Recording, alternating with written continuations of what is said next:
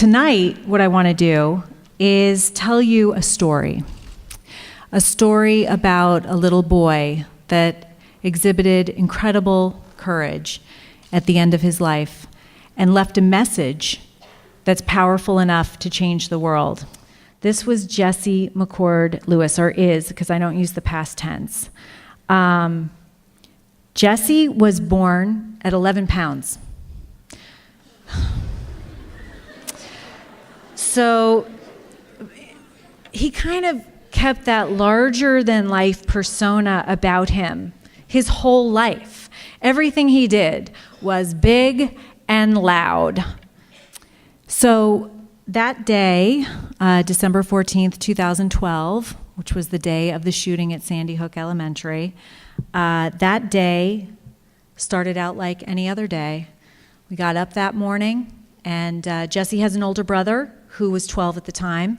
So he catches his bus at 6:30, and Jesse, I took to daycare. So after JT got his bus, Jesse and I got to play for an hour. And so I would wake him up, sing him a little song, we'd tickle for a little while, I would get him dressed, we'd have breakfast, and then I would take him to school.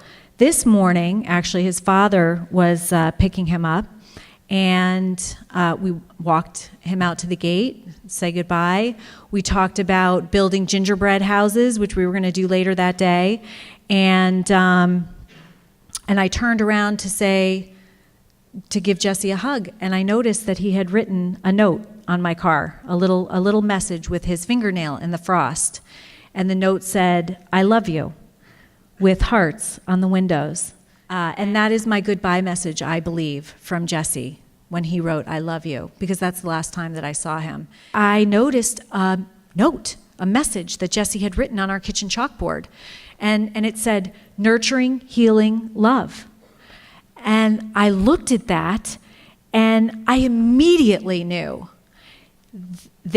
he had a spiritual awareness that he was not going to be on this earth for much longer. And I knew that that was a message of comfort for his family and friends, but I also knew that it was a message that needed to be shared with the world, because that's where we need to go. Nurturing, healing, love. Those three words are not in the vernacular of a 6-year-old. He hadn't learned those words yet. When the shooter entered Jesse's classroom, his first grade classroom, he continued his killing spree and murdering his beloved teacher who was standing very close beside him when his gun ran out of bullets. And it was during the short delay that Jesse chose not to run, but to yell for the other kids to run. And he was instrumental in saving 9 lives before the gunman reloaded and killed the remaining kids in the room, including Jesse. The courage of a 6-year-old to face a shooter and to yell, to make the choice to stand, to protect his teacher, and to tell the other kids to run. That's courage. And you know what? That courage, we all have. Every single one of us in this room has that courage within us.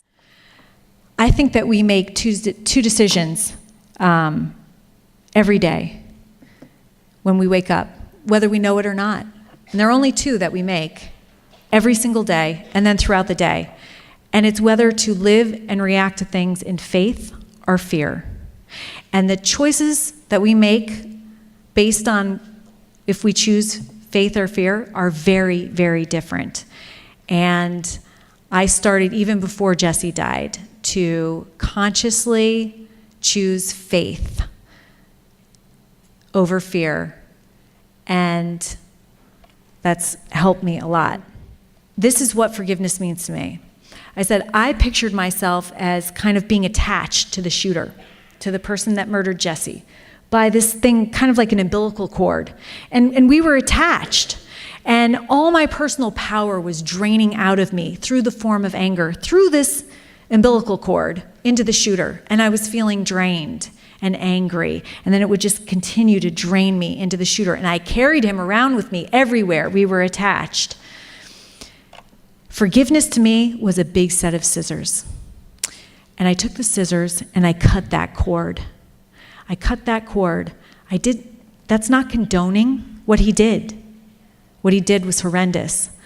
But forgiving him gave me an opportunity to cut the cord of pain that associated me with the shooter and to move forward with all of my own personal power intact and with less anger.